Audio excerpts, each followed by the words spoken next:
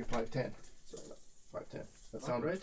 Oh, okay, yeah. Well, I don't know. I haven't measured myself since so put high your school. arms out like that. Okay, both of them. Yeah, 5'10" looks about right. I'll hold it like this, straight up and down, both arms. Oh, yeah. Because I'm going to measure your wingspan now. Okay, it's a tip there. Oh, look at that. 67. Well, you're 70 tall, but you're only 67 wide.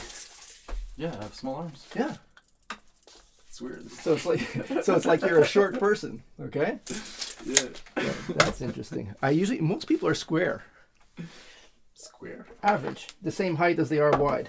Oh yeah, really? Yeah, that's the average. What's the difference? Hmm? What's my? 3 inches difference. Oh, okay. That's Oh, huge. That's not so bad. That's huge. So there you go. So let me just mark this down here. 70 inches tall, 67 wide. Okay, so I treat you like 67.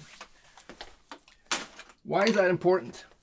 Well, for people who play with a whole bow, and play at the tip, that's important. Okay, because you want to make sure that you can play with a straight bow, because this is the whole point of it. You're going to have the best action when the bow is running perpendicular to the strings. Okay, I didn't follow you there. You get the best sound when the bow goes perpendicular. Yeah. Okay. Straight bow. Yeah, if you can go straight. Okay. If you go like this, it's not a good sound. Okay, yeah. So you want to? Yeah. So you want to be able to go to straight. Okay. Thing is, if your violin's out there, you can't get to the tip. You start to do this. Arms stretched out. The violin's over here. I can get to the tip. It gets kind of crowded down here. So we're going to look for the compromise. Or, depending on whether your arms are long or short, can you actually go all the way there? Or do you care? So if you can't go, you need a shorter bow, or you just don't play the tip, whatever, I need to play the tip. So, yeah, like is this the tip for you? Do you like to play there? So most of the work in classical playing is going to be done, what I call it the golden point. Galamian calls it the square position. Okay, basically it's where the bow is perpendicular and the wrist is in neutral position. Okay, and this is almost square here, and I can make short bow strokes without moving my upper arms, and that's where the wrist is neutral position. Okay. By the way, all our joints work really well and efficiently and cleanly in neutral position. So this is neutral. That's max. Extend. That's extreme. Right. Okay. So it works nicely there. The same thing this way. Right. It's nice when it's So if you have your body or some part of your joint which is in max position, you're not going to be able to go any more without having a bit of tension. Right. So the loosest part is in neutral. So that's okay. So we start with that. That's neutral. So this is sort of in between for my elbow as well, because that's my elbow totally extended. That's the elbow totally closed in, right? So this is sort of in the middle, right? So this is nice and loose. So this is loose. This is loose, and it's good. And this doesn't bend, and it's not bent weirdly. And I can make small bow strokes without moving my upper arm. So this point on the bow is what I call the golden point. It's my own terminology. But this is where if you look at classical musicians, this is where most of the détaché work is stuff,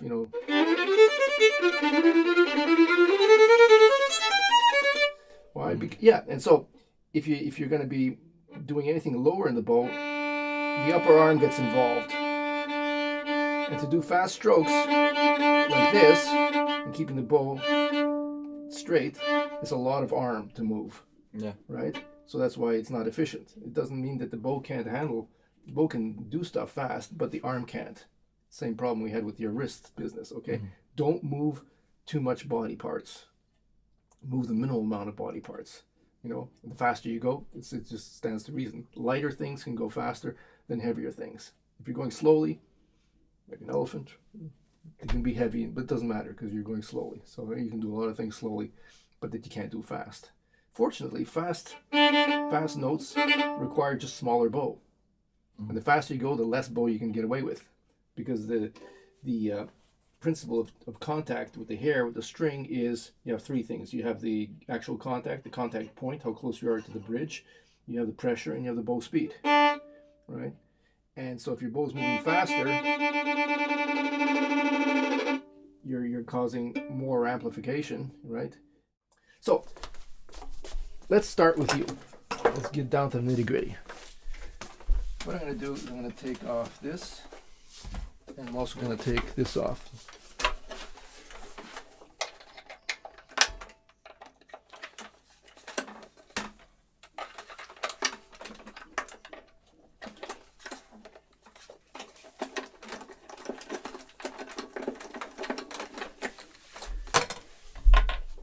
But your neck is long. Okay, I'm sorry, he's gonna have to stand up. No problem. All right, so I measure from the collarbone, okay? So I'm gonna just sit that right there on the collarbone, okay? So it's quite a bit of space. It's at least 2 inches there, so that's pretty good. Now you're gonna take the bow. You're gonna hold the bow. All right, now put the bow on the violin. Okay, so the way we're gonna start is your head's gonna be straight, like normal, like you're standing, like a normal person, okay? I'm standing? Okay. Yeah. It would be like this, I guess. Yeah. Anybody ever talk about your upper body posture? Okay, I'm just looking at the. Yes. So what about your upper body posture? You got a bit of a hunched Yep. shoulders going in. You should take up archery. I'm actually thinking about doing that. Yeah, That's a weird thing. yeah. I've been doing it for Archery years. is good for that? Well, yeah, because you basically you use the back muscles. That's how you pull. You see? Huh. I can bring my bow here. We can try That's it. interesting. Yeah, I've been doing it for years. Not for the violin, for the muscular part of the violin, for the mental part of the violin. But anyway, yeah, if you can maybe get some exercises that like just pulling your hands back, just to use the back muscles to pull the shoulders a bit more like that, Yeah. that'll be good. But you don't want to tension for me to do that. yeah, so that because you're so busy, you've collapsed these muscles in the front, okay, and you're playing like that. But at some point, and this is just not even violin, this is the way you are normally, right? So you want to be able to do these exercises aside from the violin, but they're going to help out your violin posture and everything like that, okay? I want you to be able to sort of start thinking of opening up a bit, okay? Okay, and it's going to help. The violin doesn't help you because you're like this, and you're collapsing this and you're tightening these muscles, okay? But we're going to give you a position where you can just sort of relax a bit, let your shoulders do what they want to do, and you'll be able to bow like this, a little more relaxed. So that's what you're going to look at. You're going to do exercises to maybe strengthen the back muscles to bring those shoulder blades and the shoulders a little bit further back. So, but in the meantime, yeah, hold the bow. So, You want me to try that square position? yeah, we'll find it. Okay, just hold that up there like that. Okay, and so this isn't bad. I'm just going to pull you a bit to the tip here. Okay, so yeah, there's no rosin there, so you're definitely not playing it. There's a lot of rosin there, but it just falls off. Yeah, so that's useless for you. So yeah, you don't get any sound until like 3 inches, all right. But the thing is, you see, at this angle, your elbow's starting to open up, right? And this is a little bit of tension there. So it's not really, like my elbow doesn't open up all the way. There's some people, especially women, they can, boom, their elbows move to the front, so like double jointed. Oh, like that? Yeah. Oh, okay. Yeah, you can do that. Yeah, all right. All right.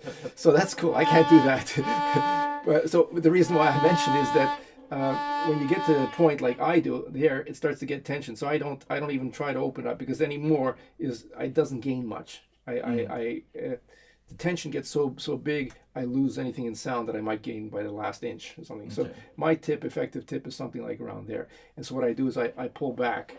I pull back here to get that. But then the important thing is when I start my bow stroke, I go back onto the line and then I go straight again. Okay. So this is your golden point is actually quite high. It's right about here. So it's not unusual. You're 67, inches for a short arm person, average arm person. That's not bad. Tall people like James Ennis or something like that, their golden point might be actually about here. So when you see him doing, a lot of fast work, it's usually going to be in the upper area, which is very good because there's not much bow mass on the other side of the string to make noise. Okay, so you're nicely set up here. That's good. All right. So the question is, what are we going to put Yeah, your jaw isn't actually, you go pointy in your jaw. Mm-hmm. Yeah. Okay. So, okay, you can just relax for a second. We'll start off with a few different ones. Right. Let's see. Whoa, still got room to go there. Let's go with a taller one right away. Basically, the system that we're trying to work with, the reason why we have a chin rest and shoulder rest is so the instrument doesn't fall off the body while you're playing. Now in your jazz, I noticed you didn't shift very much. Oh, I try to avoid it because I suck at it. Well, that's I'm working on it though. Yeah, I'm working on it. So I was about to say there's two reasons why you do that. Either you know your body knows already it's going to be bad, or you just don't have any music to go with that. Okay. Right. All right. So that's much higher. Try and keep your head as straight as possible for the. That's it. More. That's a bit like that, isn't it? Yeah, that's okay. But I'm talking about the left-right business. Okay. Because right now, you're sort of the way you've been habitually playing is you turn your head and you push the violin into your shoulder, right? What we're going to try and do is get more like a dropping of the chin, so that your chin starts to hook on the chin rest, rather than pushing the instrument in the shoulder. And so it's going to be a little bit more hooking onto between the collarbone and the chin and the jaw, rather than the shoulder. Okay, just to start off with. Okay, how does that feel?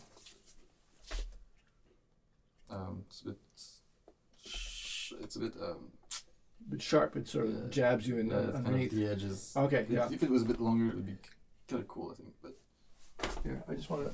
Okay, let's get the angle here. Can you actually play like this?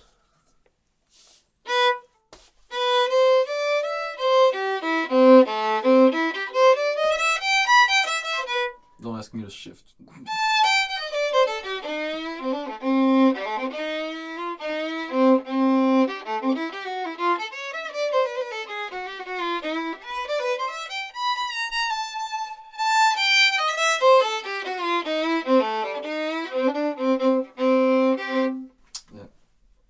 Sort of. Yeah. Okay. Okay. What are you feeling? Do you feel anything on the back of your neck, like tension? Difficult to say. I wasn't thinking about it. It's hard to see from this angle. Is he raising his shoulder? Yeah, he probably is. Okay, let's just see. Lower it. Lower your shoulder. Yeah. Yeah. But he's not used to not doing it because here I'll hold this. Okay, now play. Well, that's weird.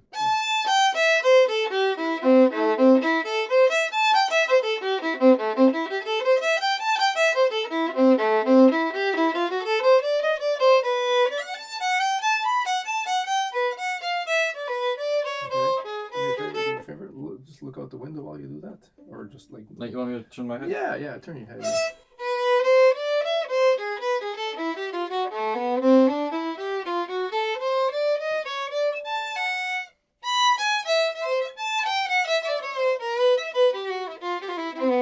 So how's that feel, turning your head? Kind of trippy. Yeah. Yeah. You're always looking down the strings for when you play? I actually don't necessarily always look. I close my eyes a lot. Okay. And, What's it like having your head straight? Yeah, it's just having my head that way is like weird. Really weird. Okay, I'm gonna give you another one. We'll just keep running through. Let's see. I like this one. If I'm not mistaken, he was also raising the shoulder even when he put on the shoulder rest. Would it be interesting to see if you give him a tall chin rest and also, fill in the gap, would he still raise the shoulder? Because I think he now does it by habit. Yeah.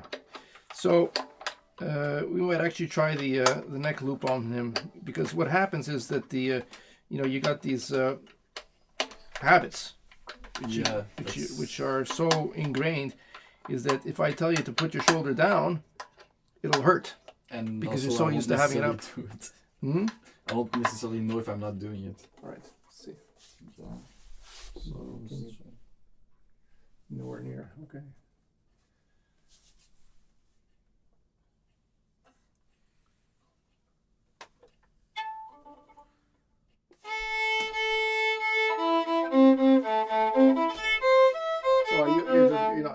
pressing on that chin rest, are you? Should I?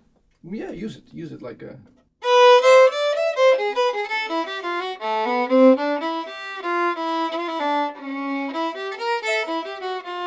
So, how's that feel? Feels like it's gonna fall that way. Like go out that way? No, like Oh yeah. do that. Yeah. All right. Like I'm really on the edge of it, so it's kind of like a. Yeah, yeah. It's interesting. Let's get you. Let's see. But maybe if I move. Try No, this it one. has to be on the collarbone. Let's try this one. We might have to get you an off the off the instrument model, because your chin is not very large, you know. So what I'm trying to do is get you to feel more of a connection between collarbone and chin rest. You see, so that if you sort of Trying to get me to play without a shoulder rest. not necessarily, but I want you to feel that this is the locking mechanism. Yeah. Okay. Shoulder rest is like if you let go, the instrument will fall down. So you're gonna have to hold it with the left hand. Okay. But this is just has to be sort of comfortable so that it locks in. This is way too high for me. Okay, it starts to hurt my collarbone, but I just want to see your chin is like much higher. So, but I don't really understand where should I, like what angle I should put it. Start with that. Okay. That looks good. You feel it on the collarbone? Yeah. Now you notice, Dennis, if I take the violin and he's not raising his shoulder now, I'm right? trying not to. He's not, but I can barely put my hand in there. So that means that if you put the violin on the collarbone and you want to fill up the space between the violin and the shoulder, he's got like that much, half an inch at the most. You can't put a shoulder rest on that. I need a sponge. You know? Back to the. Yeah, I'll get the sponge. Back to the. I don't know how to say this. Just to make we'll start. Okay, put that back up there. And we'll just put that there. Okay. You can lift your shoulder a little bit just to feel can you feel the sponge? Yeah, I can feel it. Yeah? All right. So now what you're going to do is you're going to have the violin on the collarbone and touching the sponge and touching your jaw. So those 3 points there is what you're going to sort of play with. And we're going to experiment I think with. there's actually still some room if I put my shoulder completely down. Yeah, okay, let's try a slightly thicker one. Not too thick. There you go, touching your bow with the hairs again. Oh. Adding to the grease. I think that's good. Yeah, I can. Not sure the angle to put it though, but yeah, this feels. That's a shaped one. Let me try a slightly thicker one here, but not shaped. How's that feel? Pretty good. That's sort of okay. Yeah. I think it's a little too thick, but it doesn't. We'll get back to it. Okay.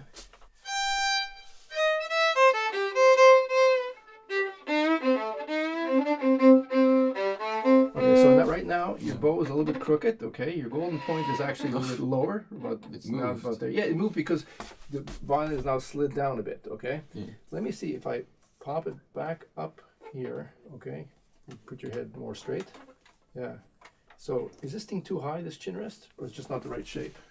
I don't think it's too high. Am I supposed to have my head as straight as possible?